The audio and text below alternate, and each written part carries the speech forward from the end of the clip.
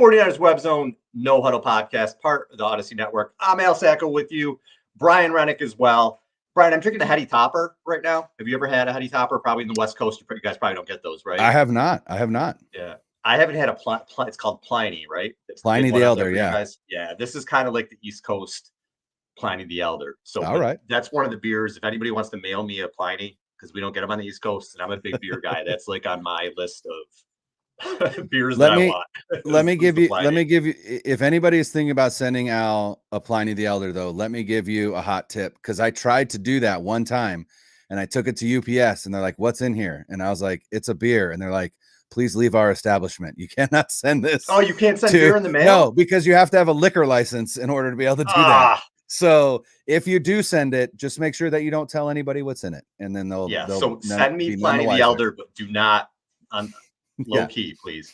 All right, Brian. This has been pretty fun week, I think. Free agency is always awesome. But we got to talk about Arik Armstead. I mean, what a career he had with the 49ers. They officially released him today.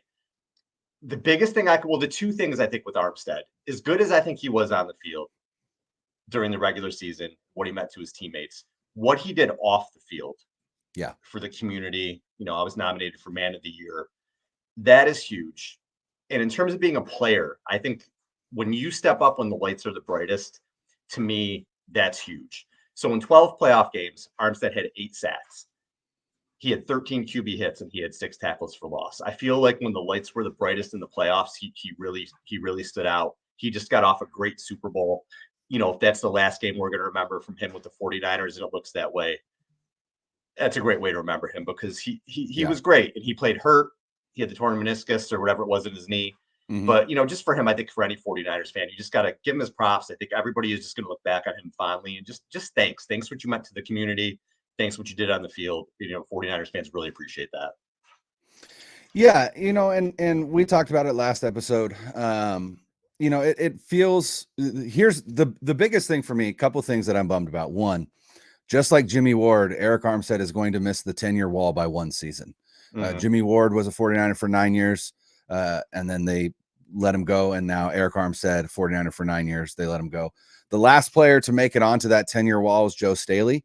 And with the exit of Arik Armstead, Kyle Juszczyk is now the longest tenured 49er, which means that there are no players on this 49ers team that predate Kyle Shanahan and John Lynch, which is kind of an interesting thing. But at the same time, it kind of makes sense. We're going into year 7 with the regime. So, the NFL is the only player, with Shanahan the whole time, essentially, right? Because he came in 2017. Well, and Kittle. And George Kittle, right? Okay. Because Kittle was drafted a month after Kyle Juszczyk signed with the 49ers. Gotcha. All right. And so Kittle and Juszczyk have been there from the beginning, but Juszczyk predates Kittle by about a month. So I've heard of that Kittle guy. Yeah, that guy's pretty I'm good. vaguely familiar. He's okay. And speaking of Kyle Juszczyk, took a pay cut or a restructure. I'm still not clear on that. I don't know if it's a restructure or a pay cut, but they did clear up about $2 million in cap space. And it's just that I still think the Armstead release, it just feels the timing feels weird to me, because again, while they will get $18 million of cap space for 2024, they don't get to touch that money until after June 1st, which means that they are not going to be able to use it at all for any free agency, right? And so we think that a lot of these machinations, and we've talked about it, what they're doing with the roster, and we'll get into it more, has a lot to do with probably having to extend Brock Purdy next year and talking about the Aiyuk extension, and they're going to need cap space to move over or to roll over, but they're going to get $18 million of cap space with this Armstead release. But he still is going to count $15 million in dead cap in 2025, which is brutal. Like that's tough. And what I don't understand is, you probably could have kept him this season. They would have been under the cap, even with all these signings, without releasing Armstead. Because again, they don't get that money until June 1st. So it's not about getting cap compliant. And so it's just interesting. And I will be interested to hear if they ever give kind of a reasoning behind it. But it is sad to see somebody like that go. Again, just a stalwart in the community, a stalwart in the locker room, a leader. Deebo Samuel posted on his Instagram stories when the news hit that he was released, and it was just, I think it was like 7 facepalm emojis, and that was it. So I think some of the players part of the locker room. Some of the players are upset, and that's and we'll see. But yeah, it's an interesting. It's definitely an interesting time to be a 49er fan. And like I said, we're now a full-on Kyle Shanahan, John Lynch team. There's no representation from the pre-Shanahan era on this team anymore. In this free agency period, it's been interesting to me because we've been talking about on the show that they're in a position right now where they still are playing to win it next year, but they're still retooling for 2025 because you have aging players, because you have contracts that are ending, because you have people that you're moving away from. Armstead is the first one. Now, obviously, in the draft, they're going to retool for 2025 and beyond. But I guess I'm a little surprised, and maybe I shouldn't have been, but I'm a little surprised at their approach to free agency because pretty much everything they've done, and we'll get into some of these specifics, but they've been Band-Aids. Now, what I mean by Band-Aids is a 1, maybe 2-year fix. Like they're there for a little bit and then you're going to move on.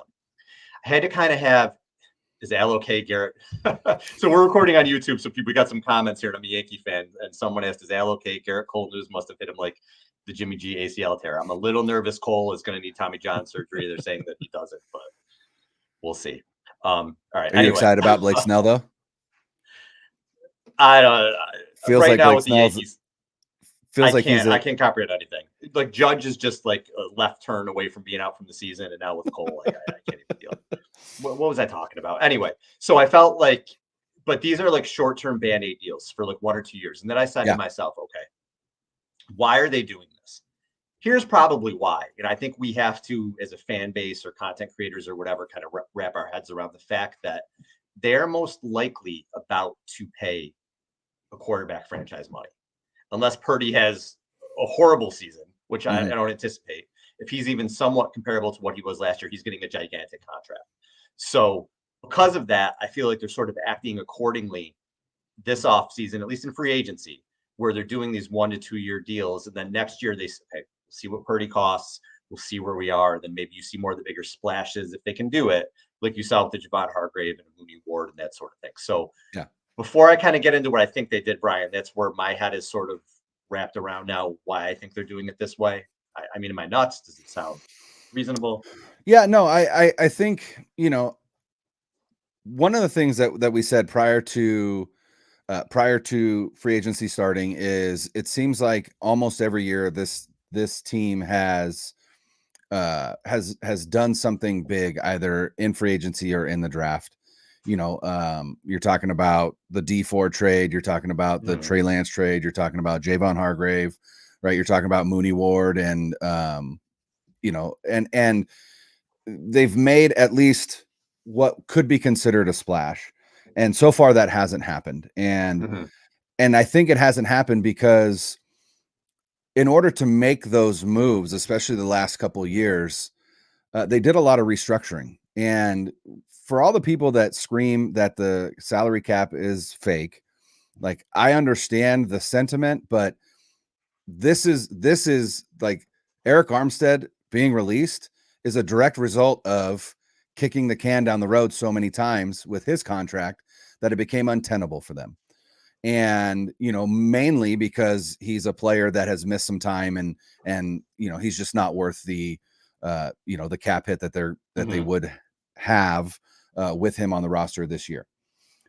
So it really is real. And the issue is that this team is up against it when it comes to the salary cap and the flexibility with the salary cap. And a lot of these players that you're seeing are Band-Aids.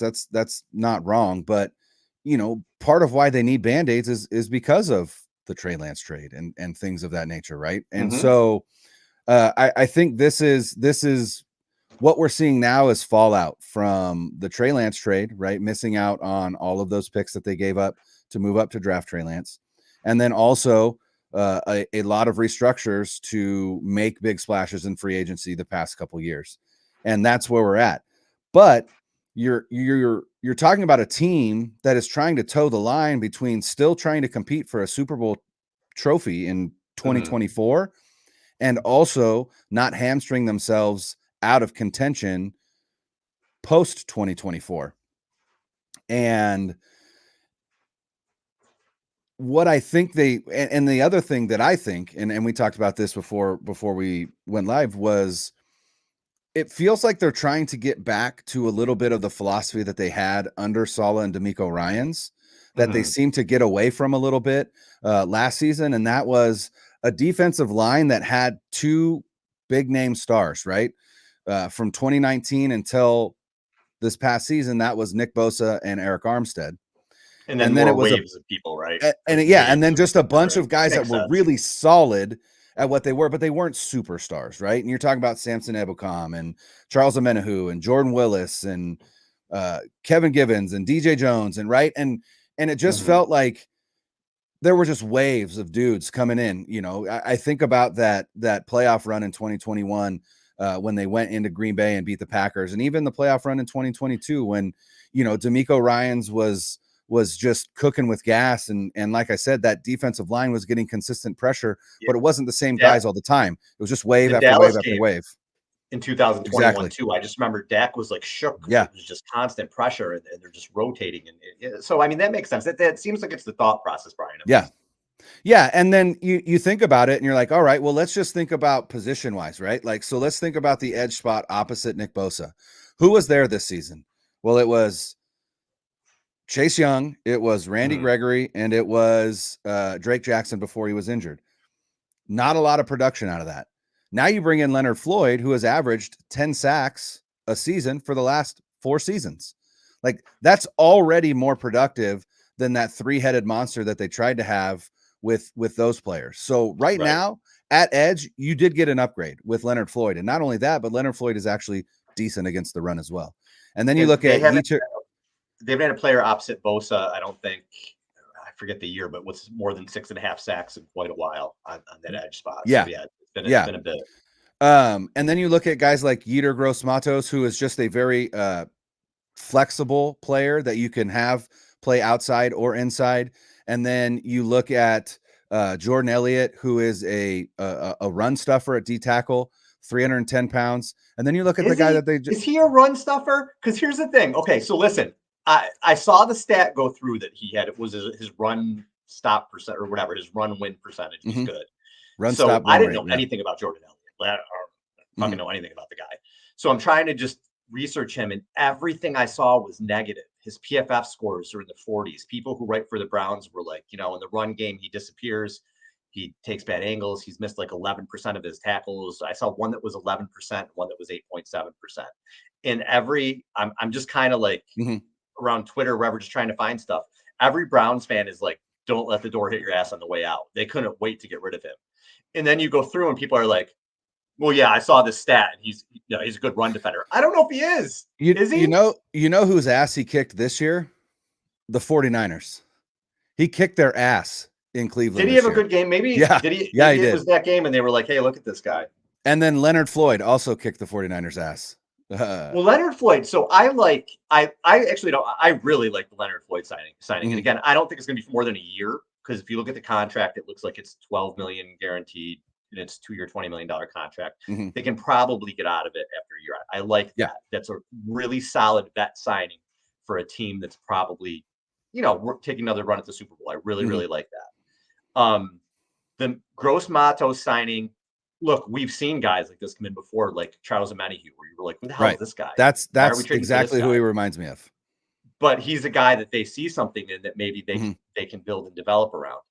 The Jordan Elliott thing again. So again, I like what they're doing at edge, and you could put Gross-Matos inside when you're on third downs or in pass rush situations. The defensive tackle is what scares me. When I got up this morning, I tweeted something. My top 10 worries at defensive tackle was what worried me, because I'm not buying in Jordan Elliott. Arik Armstead was a phenomenal player, despite what people want to say, or because he was hurt, he was phenomenal. So was not buying him. Like, we got issues at defensive tackle. But then they make the Malik Collins trade today, and I really like that trade. If you look at that, because he's really good at really good pass rusher. He played with D'Amico Ryans. He gets what they want to do. But if you look at that contract too, it's a 2-year, $20 million deal that he has right now, which is part of his extension that he signed. But after this year, after 2024, he's got no guaranteed money. Yeah. So they can just kind of move on from it. So what do I think about what they've done? Like you said, I think what they're trying to do is build waves of defensive players that on the D line that you could just put in. Where I worry is after 2024, Brian, are any of the guys that they signed going to be on the team? Maybe, but I don't know. It depends. So they're kind of putting themselves in a position where maybe like, okay, we sign these sort of Floyd is a vet. He's 32. So I don't know how long he's got left. But the other guys, you're like, we sign these guys. We'll see what they can do. Collins is 29. He's been around, but still, we'll see what they can do in our system. Now, are they going to extend them next year, or are we in the same boat next year? That's kind of where my thought process is with it. Is you're doing these Band-Aids, and that's fine on the defensive line. We'll see what it does for 2024, but are we retooling for the future? Are you going to draft defensive linemen? And we'll see. But that's kind of where my head is my wheels turn. I feel like, again, none of these contracts are more than 2 years in length, which tells me that likely that they don't necessarily see these guys as future pieces past 2024. But I think what this allows them to do is, I don't think they had any intention of upgrading the offensive line through free agency, because I think they realized that they probably couldn't afford to do that. Right. And so what they're doing here is saying, all right, well, when we would normally want to draft edge players, with high round picks or D tackles with high round picks, let's plug the holes on the defensive line and make the defensive line a little more whole, so that when we go into the draft, we have the flexibility to focus on the other side of the line, the offensive line. I honestly think that's what they're doing, because you look at their free agent signings, none of them are on the offensive side of the ball. Now, to be fair, the offense is coming back. There's nobody from the offense that isn't nobody from the starting offense that isn't coming back next year. So there's not a whole lot to do on the offensive side, but there is room for upgrades, especially along the offensive line. And they're sitting in a really unique spot at 31, where I don't know that you're guaranteed to get like just an absolute stud at tackle, but what you can get is a guy that's really good at, I think like a Kingsley Suamaitai from BYU, who is an absolute road grader in the run game, which probably gives Kyle Shanahan a little chub, but his pass protection is where he needs to be a little, he needs to be coached up. Well, that's why he's going to be there at 31 and not gone at top 10, right? Because a guy like that, if he's also an elite pass protector, he's going to go early. So the guys that are going to be available at 31 are going to be guys that are good at one thing, but probably need coaching up in another. But they've got the opportunity there, right? Because they've still got Trent Williams on the left side. And if they do draft a tackle, then maybe you do put them in at right tackle to start, and you move McKivitz inside, and now you've upgraded right tackle and right guard. Or you bring Feliciano back, and you start Feliciano at right guard. You have a competition between McKivitz and the rookie. Maybe McKivitz beats him out, and if that's the case, that's fine. You still got this rookie who is going to get reps and whatnot. So I think what they decided to do was use free agency to address some of the holes on defense, including the Eric Kendrick signing at linebacker, which I really, really like as well. I love that. Yeah. Because you needed a vet to fill in for Greenlaw. And then you have 3 really good linebackers. And he played under Staley. And there's been a lot of Brandon Staley influence, Brian. A lot so far. It does seem like there's a bit of a, it does seem like there is a bit of a shift, if you will, in terms of philosophy. Because that's the other thing. All these D tackles now, right? We're used to Arik Armstead, 6'7", 290, right? DeForest Buckner, 6'8", 290, right? Like, we're used to that. Every single guy at D tackle right now that the 49ers have on their roster or intend to sign or traded for, over 300 pounds. So I think they're in their mind, they're like, look, we need some guys in the middle that are going to keep these offensive linemen off our linebackers. because our linebackers aren't built to take on offensive linemen, right?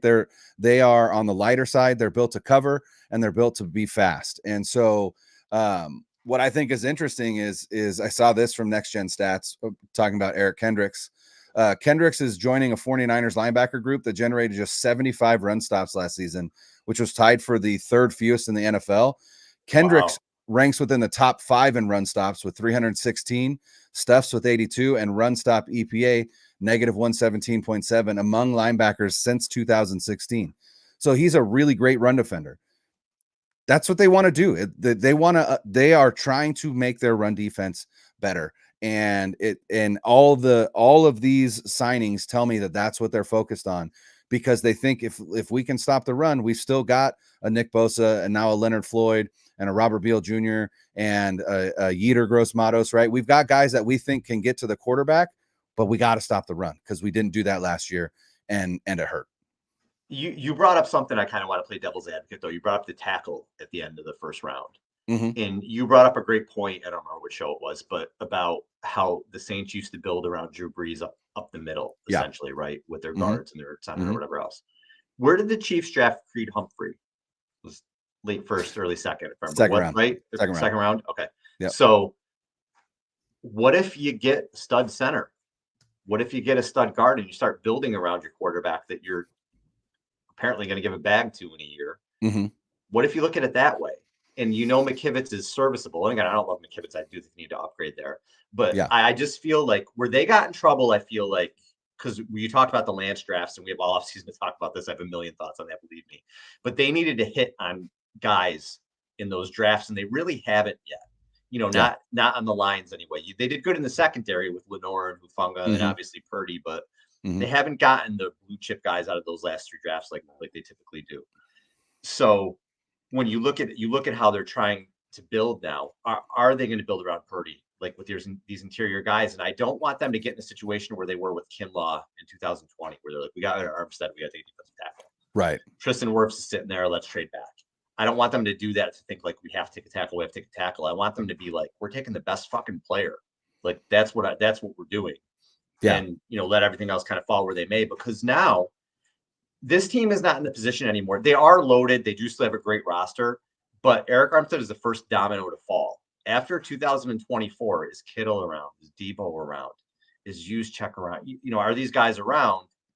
And you got to have guys to come in. You need blue chippers to come in and take the place if you're going to continue to be a Super Bowl contender. So that's kind of where I am with that. I don't want them to draft for need. I want them to just take the best dudes and then be able to build the team around that.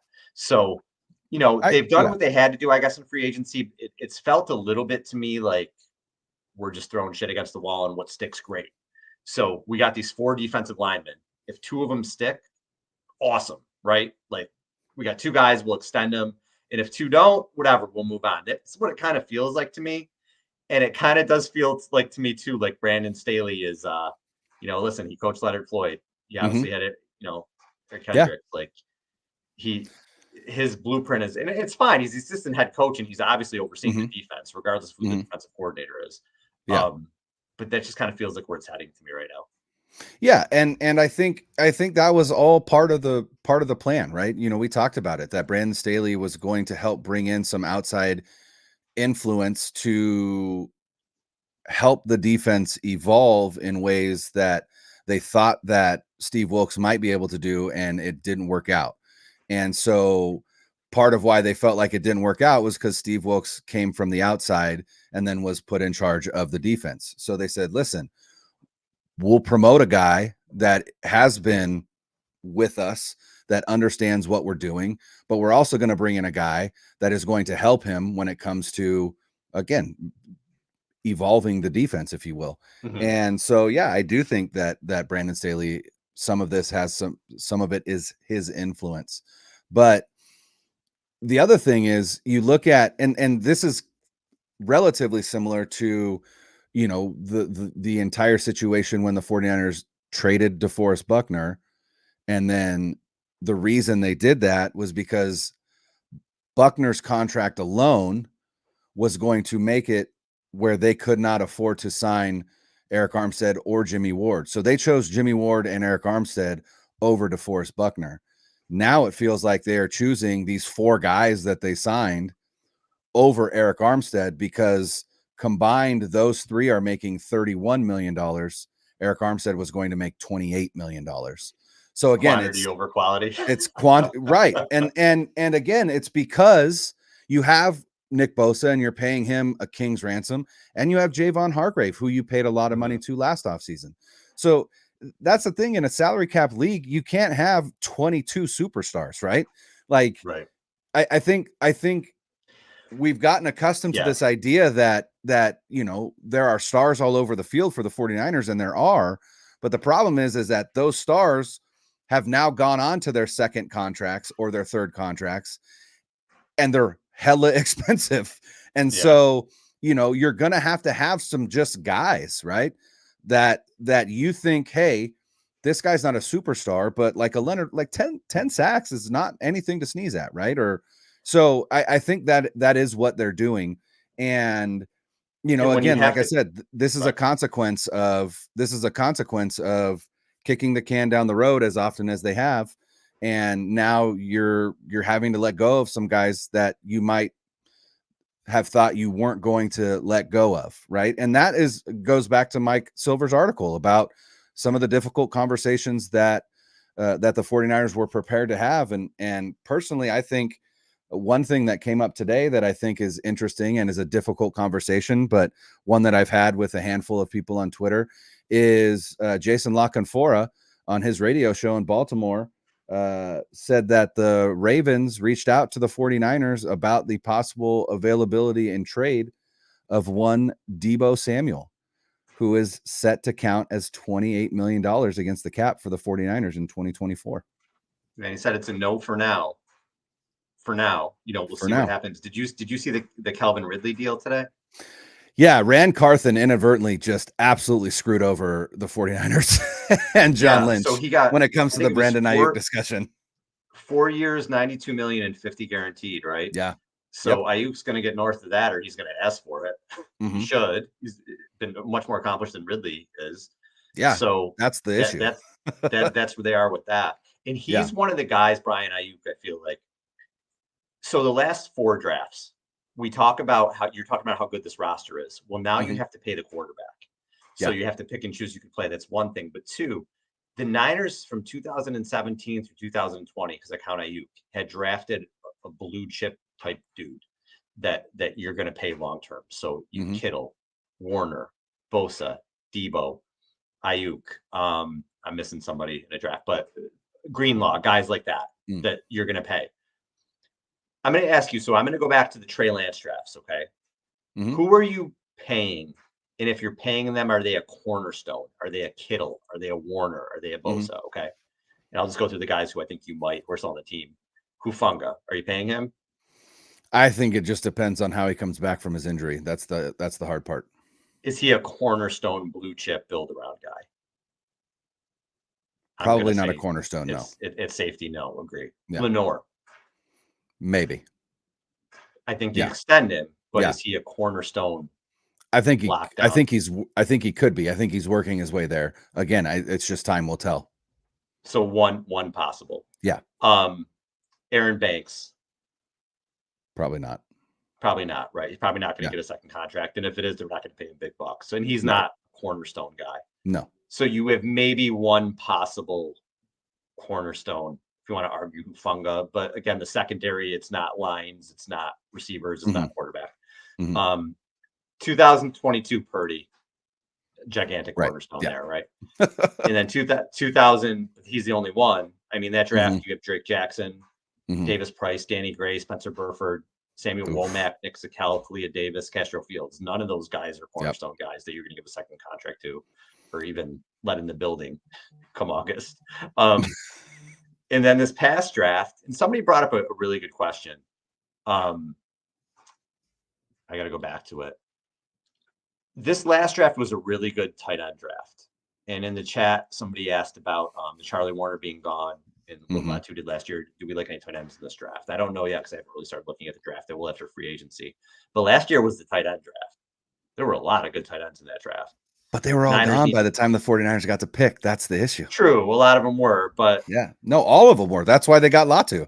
But like all of the ones that in a historic tight end draft, right? All of the ones that people had predicted as a first or second rounder all went in the first or second round. And so Latu was a product. What's that a product of? Why didn't the Niners have a first round pick? Right, exactly. Or a second round pick. Wait, that was McCaffrey. Was McCaffrey the second round pick? I'm just saying they didn't have a first or second round pick in that draft. Right. Yes. Yeah. Which made them which made it impossible for them to jump in on that tight end class. Yeah. And they end up with Latu, who looks like, I mean, they put him on injured reserve, quote unquote.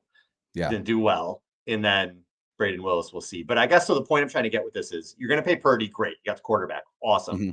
Other than that, in those 3 drafts, you didn't get a Warner. You didn't get a Kittle. You didn't get a Bosa. You didn't get a Debo, right? You didn't get any of those guys. So, like, who are you sort of building around moving forward with those drafts, you know?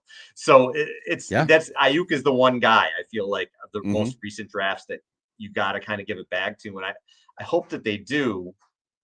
We'll see what happens, especially with these contracts now. Yeah. And that's, you know, and when I read that Lock and Fora, it's not a report, it was a tweet, but I thought that was really interesting because, you know, we talked about whether or not Debo was going to be on this team past 2024, and both you and I don't think that he will. But I went on to Spotrac and looked at Debo's contract and looked at what it would look like if they were to trade him. And there's two options, right? You trade pre 6-1 or you trade post 6-1. Well, the problem is if you're looking to trade Debo, obviously you're looking for something in return, something of value in return, because there's no reason for them to get rid of Debo outside of that. If they were to trade him pre 6-1, they would get $6.8 million of cap relief for 2024. And then he would have a dead cap hit of $21 million. And then in 2025, they would just be done with Debo Samuel. If you were to trade him post 6-1, that the cap relief you get this season, doubles, but he would count $15 million in dead cap in 2025.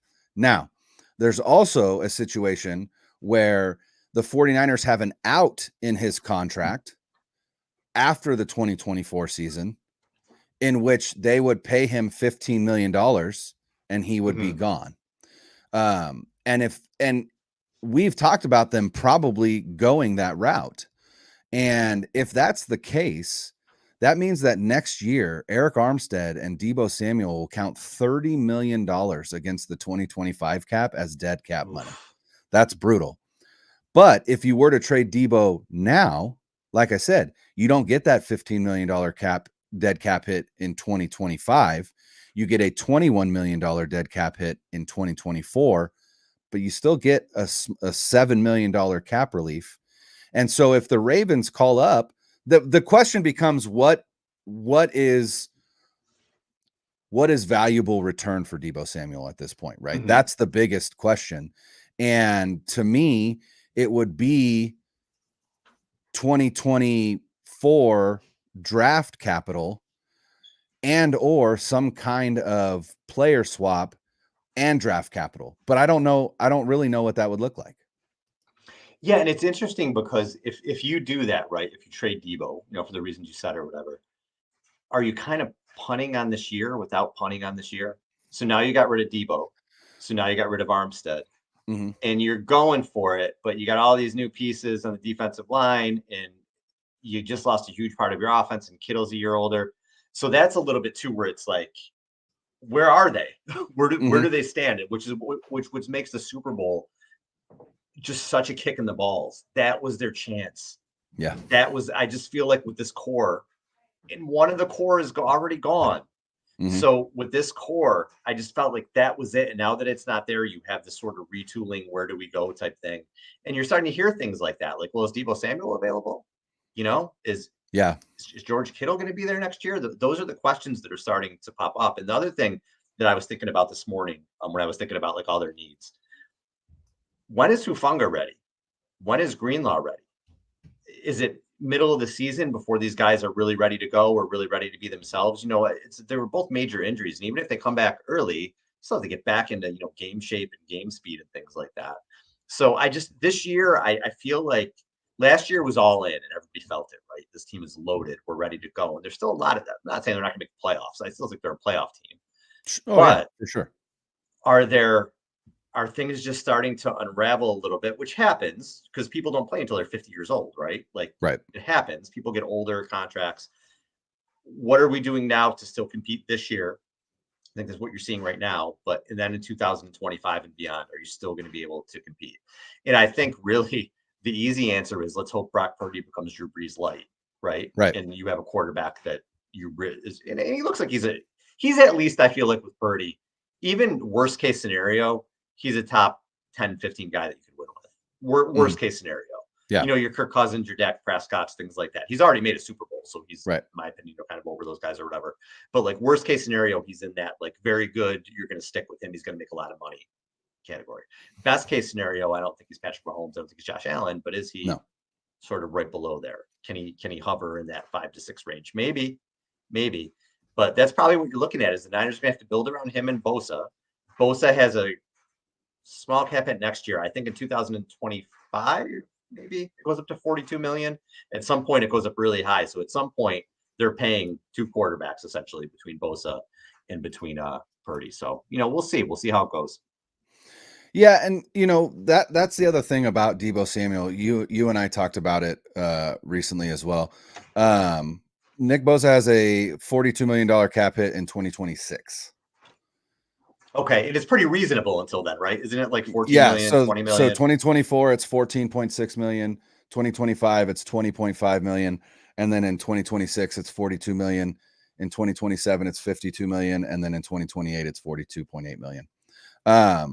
But we talked about it in terms of this idea of perhaps the offense may start to evolve a little bit with Brock Purdy and what he has proven to Kyle Shanahan, because Deebo Samuel is, I like to think that Deebo Samuel is essentially a training wheels player for a team with suspect quarterback play, right? Like what Deebo Samuel is best at, and he's arguably the best in the NFL at, are things that you need him to do when you don't trust your quarterback to make plays down the field or to make correct reads and things of that nature.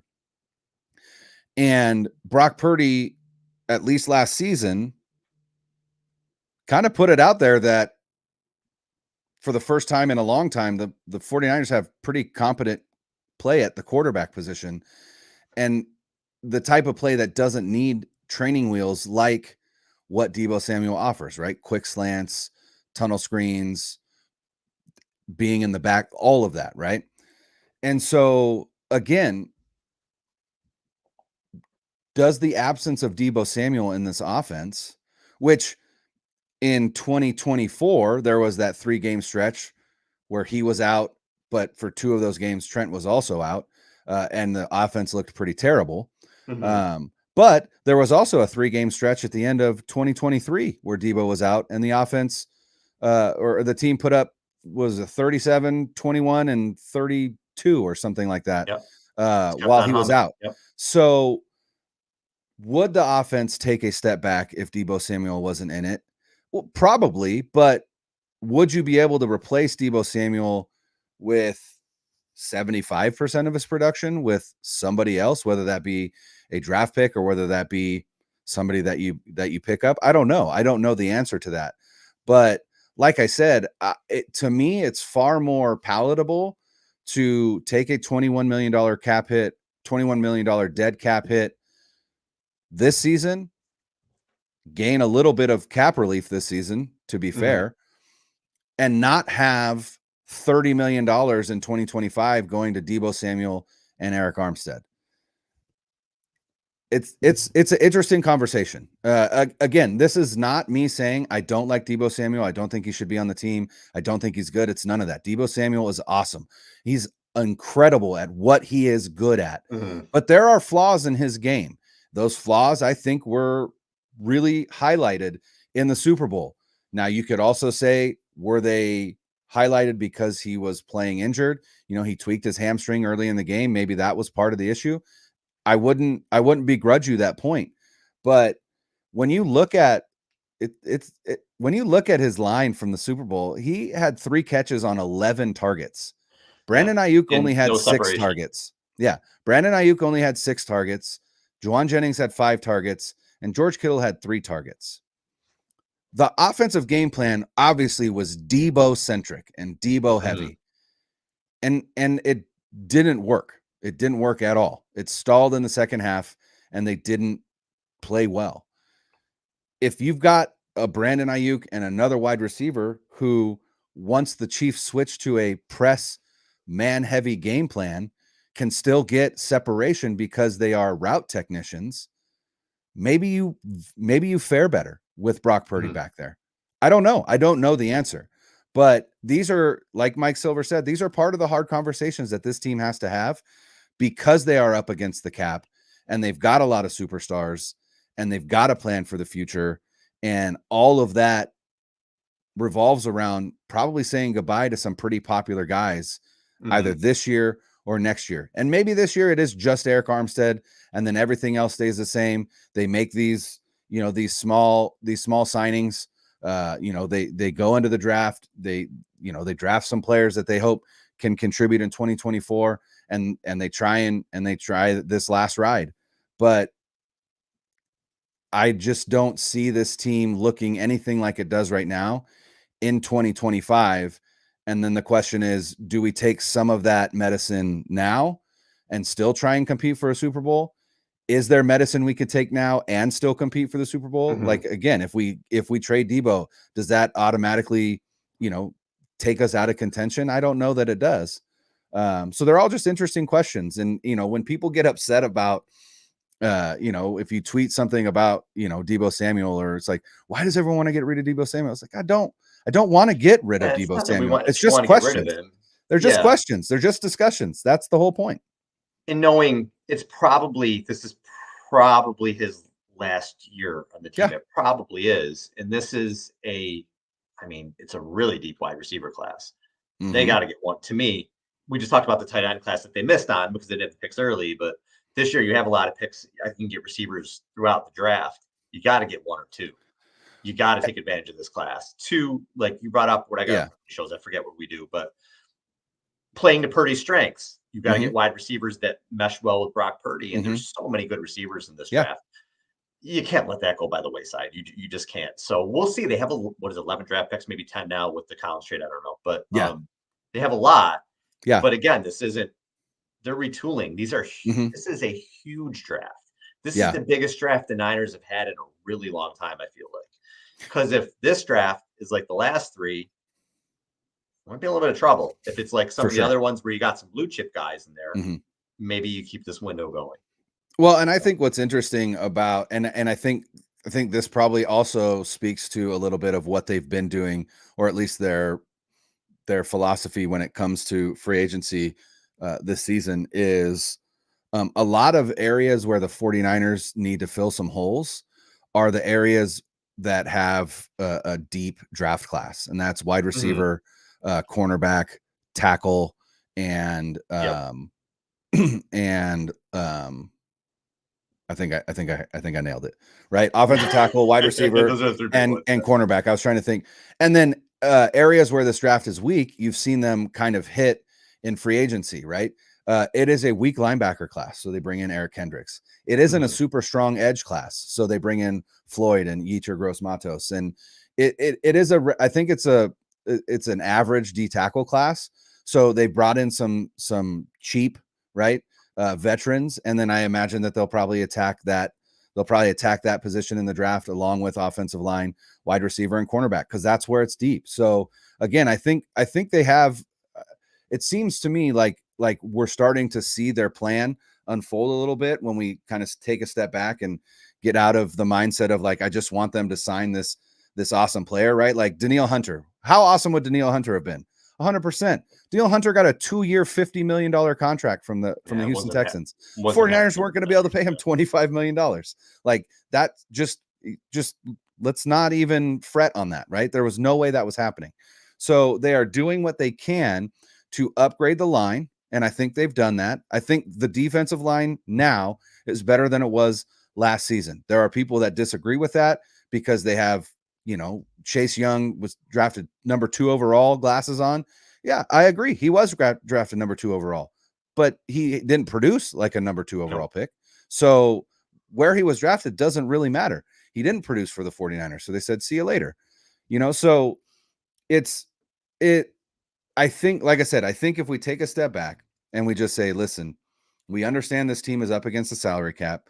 They're not going to be able to make this massive splash signings. They're going to do their best to bring in role players that they think, hey, Chris Kasurek is going to coach these guys up, and they're going to end up leaving after a year or two for a high price contract somewhere else, and we'll just repeat this process, right? But I just think that they have an eye towards the draft for some of these positions that we're screaming for them to fill, because they know they don't have the cap space to be able to fill it with veterans. And so that's, again, offensive line, wide receiver, and the cornerback position. All right, we got to get up out of here. Next week, we got our buddy John Chapman coming on with us. John is always optimistic. I'm so much not. So it's always a good conversation when I talk to John. But listen, if you guys, we're going to be on YouTube. We're going to start live streaming. Brian and I are going to start doing some, little things here and there on YouTube. We want to build up this YouTube station up. Please subscribe to the 49ers Webs on YouTube station. There's a lot of really cool stuff coming.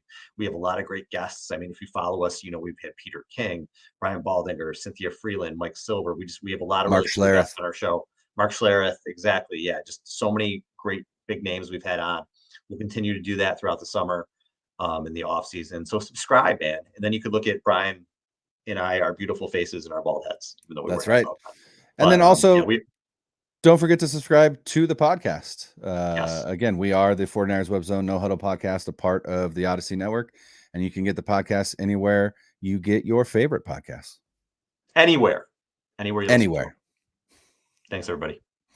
Later.